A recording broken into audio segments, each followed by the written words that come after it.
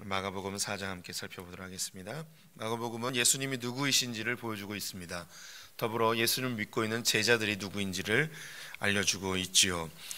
예수님은 갈릴리에서 사역하시고 후반부에는 예루살렘에서 사역하십니다. 마가복음은 이 갈릴리 사역과 예루살렘 사역을 처음과 끝에 배치하고 그 중간에 갈릴리에서 예루살렘으로 올라가는 길을 보여주고 있습니다. 이것은 세상에서 부름받은 우리들이 하나님의 나라로 가는 그 여정을 보여주는 것과 동일합니다. 예수님의 제자는 곧 예수님이 가신 길을 따라가는 것이죠. 그래서 갈릴리에서 예루살렘으로 올라가 예루살렘에서 고난받으시고 하나님 나라를 완성하시는 예수님의 모습이 곧 제자가 걸어가야 될 삶의 길입니다. 세상에서 나와 하나님 나라를 향해 가지만 그 가운데 여러 시련과 고난이 있을지라도 이것을 견뎌내는 자들이 부활의 영광을 함께 맛보는 것이죠. 예수님이 갈릴리에 오셔서 하나님 나라를 전파하십니다. 이것은 갈릴리에 하나님 나라를 끌고 들어오게 된 것이죠. 하나님 나라를 끌고 들어오게 되자 하나님의 통치와 다스림이 임하기 시작합니다. 그러하였더니 갈릴리에 있었던 귀신들이 쫓겨나게 되고 질병이 치유되어지는 하나님 나라의 현상이 나타나게 되어졌습니다. 이처럼 우리의 삶에 하나님 나라가 임재하게 되어지면, 주님의 나라가 우리 가운데 침노에 들어오게 되면 우리 안에 있었던 귀신의 다스림의 영역들이 물러가고 우리의 질병의 영역들이 치유받는 일이 벌어지게 되어집니다. 이렇게 온 갈릴리에 예수님의 소문이 퍼지게 되었고 많은 사람들이 예수님에게 몰려들기 시작하였습니다. 그런 과정 속에 예수님이 누구인가에 대한 5가지의 논쟁이 있었죠. 이 논쟁을 통하여서 내려진 결론은 예수님은 그리스도다, 우리의 죄를 위해 오셨다라는 걸 드러나게 됩니다. 이렇게 많은 사람들이 몰려들었지만 이 모든 사람들이 다 예수님의 제자가 되는 것은 아니었습니다. 예수님에 대해서 거절하는 사람들도 있었고 단순히 소원 성취나 문제 해결을 위해서 예수님을 좇는 사람들도 있었습니다. 그리고 제자들이 있었죠. 이 제자들이 누구인가? 하나님의 뜻대로 행하는 자들이 하나님 나라의 백성들이고 예수님의 제자가 되어집니다. 이 연장선상 속에서 오늘 4장에 씨 뿌리는 비유가 3가지가 등장을 하는데요. 마가복음은 다른 복음서와 다르게 이 씨 뿌리는 비유들을 한 곳에 배치시키면서 예수님을 향해서 많은 무리들이 오긴 하였지만 이 무리들이 다 제자는 아니라는 것을 이 비유를 통해서 보여주고 있습니다. 하나님이 혹은 예수님이 자신에게 온 그 많은 무리들을 다 제자로 삼아도 되는데 주님이 그렇게 하지 않으셨어요. 주님이 특별히 선택하여 제자들을 뽑아내십니다. 주님이 왜 그렇게 하셨을까에 대한 의문이 들고요. 또 우리들 역시 예수의 소문을 들었고 또 교회를 다니긴 했는데 우리가 왜 이 자리까지 오게 됐는가? 왜 우리는 믿음이 생겼고 왜 내게 주님이 성령 주시고 믿음 주셔서 굳이 여기까지 올 필요 없었는데 왜 나는 여기까지 오게 됐을까? 이런 이제 생각들을 하게 됩니다. 저도 이제 젊은 시절에 왜 내게 믿음 주셔서 내 마음을 감동해, 이 찬양이 너무 싫었어요. 별로 공감하는 눈빛들은 아니신데 싫었어요. 이 찬양이 너무 싫었어요. 왜 내게 성령 주셔서 하나님 말씀을 깨닫게 하시는지. 근데 이 찬양이 만들어졌다는 건 저뿐만 아니라 많은 믿음의 선배들이 내가 여기까지 오게 된 것에 대한 이해가 되지 않는다는 거죠. 주님의 강권적인 은혜가 아니면, 주님의 인도하심이 아니면, 주님이 내게 믿음을 안 주셨으면 여기까지 올 수가 없는 거죠. 나의 믿음의 상태, 나의 하나님과의 관계, 그리고 신앙의 성숙도, 이 모든 것들이 내가 한 것 같은데 시간이 지나고 나면 하나님의 은혜가 아니었으면 아무것도 되지 아니하였음을 믿음의 선배들은 이미 깨닫고 있었던 것입니다. 오늘 이 비유에서 제일 먼저 등장하는 것이 씨 뿌리는 자의 비유입니다. 너무나 유명하죠. 씨를 뿌렸는데 4개의 밭에 떨어지게 되었습니다. 첫 번째는 길가에 떨어졌고, 두 번째는 돌밭에 떨어졌고, 세 번째는 가시덤불 사이에 떨어졌습니다. 그리고 마지막은 좋은 땅에 떨어지게 되었죠. 어떤 농부가 일부러 가시밭에 던지고 길밭에 던지고 돌밭에 던지겠습니까? 이스라엘은 우기와 건기가 나뉘어져 있어서요, 비가 내리게 되면 씨를 뿌리기 위해서 땅을 갈게 됩니다. 그런데 자기 땅이 있죠. 그리고 그 옆에 길도 있고 또 그 땅 깊이에 돌이 박혀 있는 경우도 있습니다. 그리고 모여진 가시떨기는 또 옆에다 한 곳에 모아놓게 되어지죠. 그러면 이 씨를 흩뿌리게 됩니다. 흩뿌리게 되면 덜어는 길가에도 떨어지게 되는 거예요. 덜어는 좋은 밭인 줄 알았는데 그 밑에 돌이, 바위가 숨겨져 있어서 모르고 그냥 뿌리는 거죠. 그리고 덜어는 이 가시떨기 사이로 씨앗들이 떨어지게 됩니다. 그리고 대부분은 이제 좋은 땅에 떨어지게 되는 것이죠.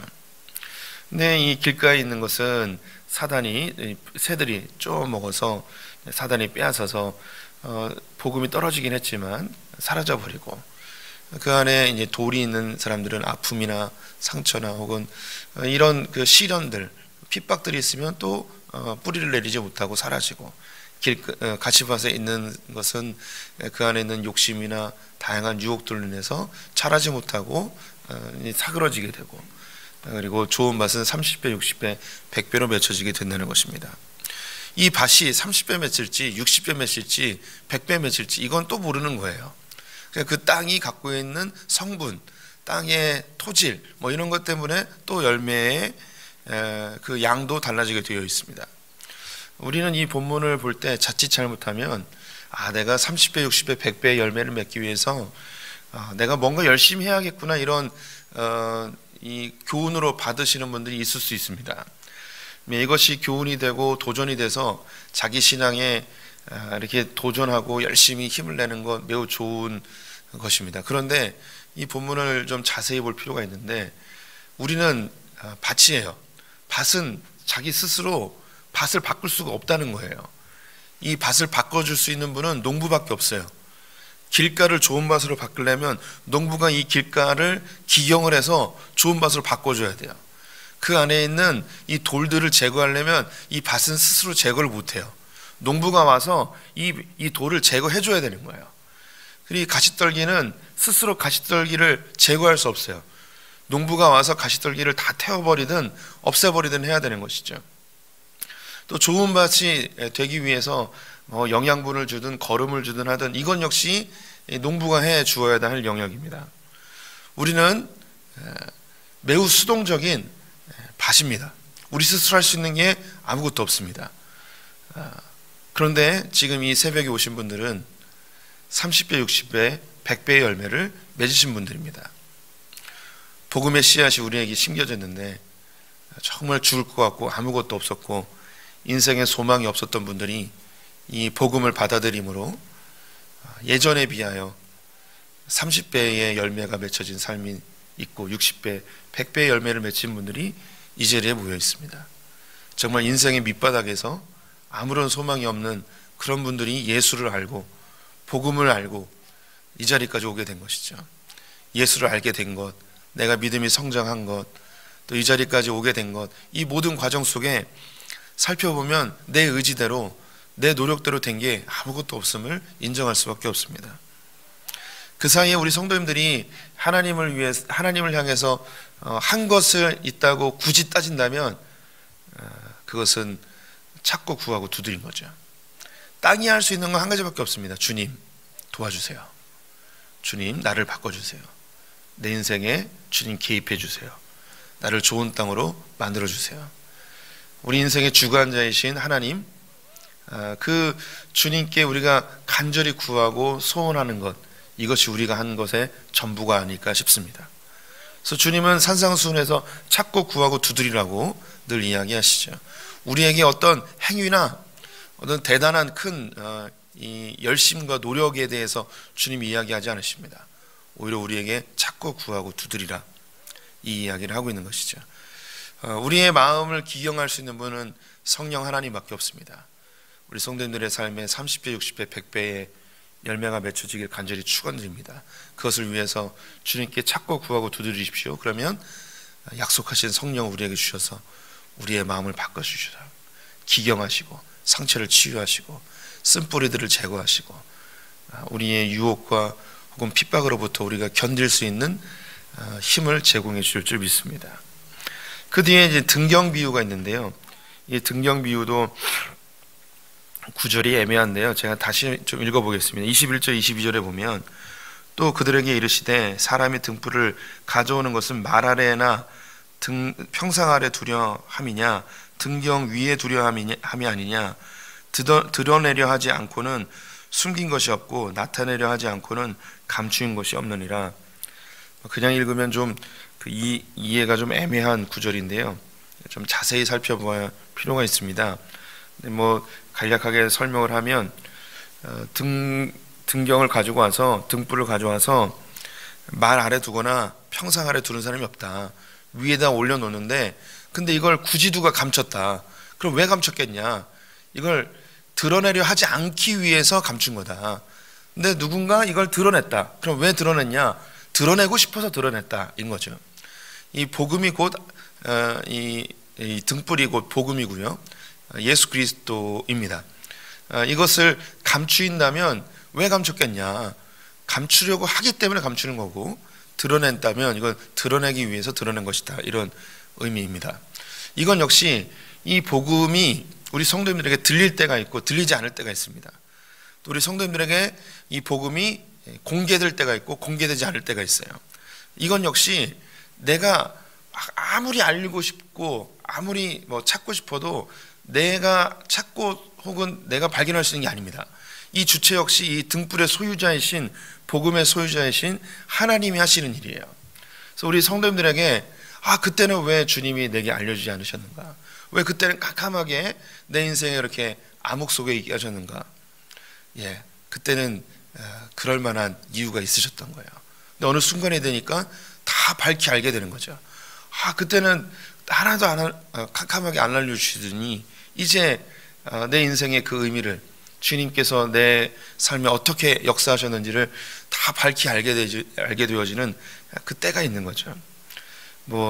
제가 볼 때 이 새벽에 오신 분들 정도면 지금 하는 얘기를 다 알아들으시는 분들이라 생각이 듭니다. 그때 그렇게 막 죽을 것 같을 때는 도무지 하나님의 뜻을 알 수 없었는데 시간이 지나니까 하나님이 다 알게 해주시는 거예요. 그때는 왜 내가 그 아픔 속에 있었는지 주님이 안 도와주시는 것처럼 캄캄했는데 시간이 지나니까 그때 주님이 그래서 그러셨구나. 나를 그 순간에 성장시키기 위해서 나를 정결케 하기 위해서 주님께 더 가까이 가게 하게 하셔서 그렇게 하셨구나 라고 깨닫는 때가 다 오게 되어집니다. 그래서 우리가 때로는 하나님 앞에 왜 이러세요? 왜 이렇게 날 힘들게 하세요?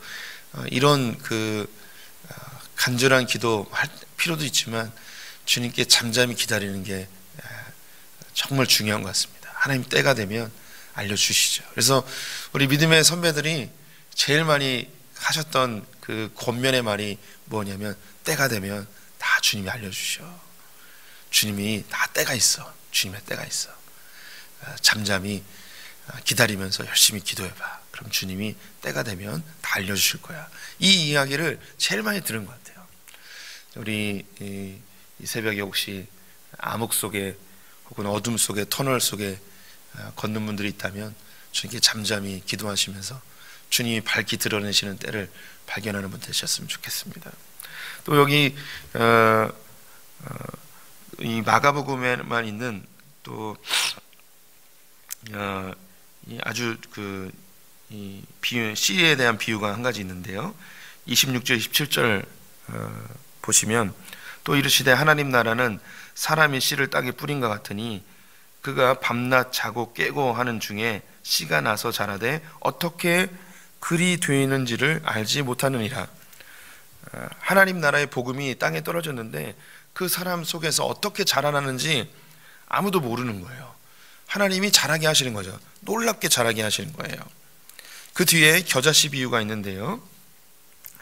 31절 32절 보시면 겨자씨 한 알과 같으니 땅에 심길 때는 땅 위의 모든 씨보다 작은 것이로되 심긴 후에는 자라서 모든 풀보다 커지며 큰 가지를 내나니 공중의 새들이 그 그늘에 깃들일 만큼 되느니라.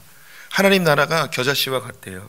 보이지 않게 너무나 작은 것인데 심겨지면 놀랍게 성장한다는 것이죠. 감추어졌던 것이 드러나는 거예요.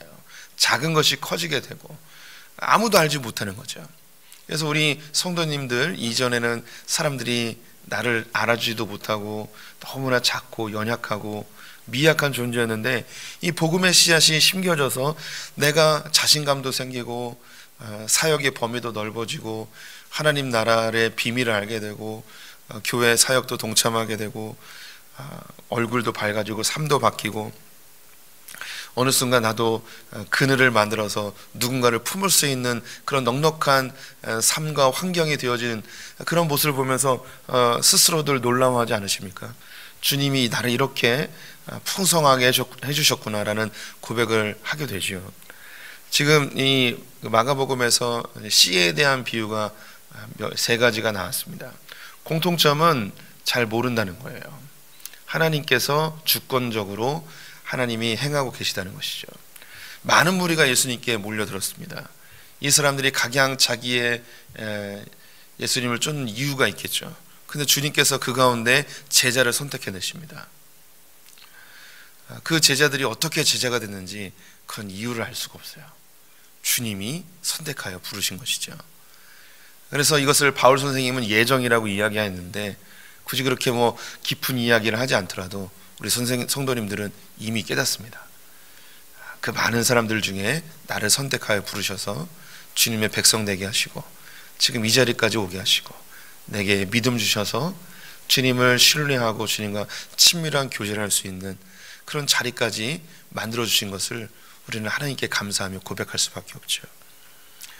우리 성도님들 중에 주님과 더 친밀해지고 주님의 제자의 삶을 살고자 하는 분이 있으십니까?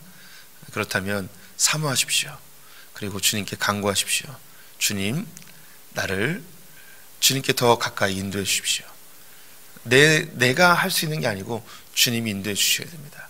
그리고 우리 성도님이 하셔야 되는 게 한 가지 더 있습니다. 이제 앞으로 나오게 되는데 예수님이 사셨던 것처럼 따라가면 됩니다. 그러면 나도 모르는 사이에 언젠가 30배, 60배, 100배의 열매가 맺혀지게 될 것입니다.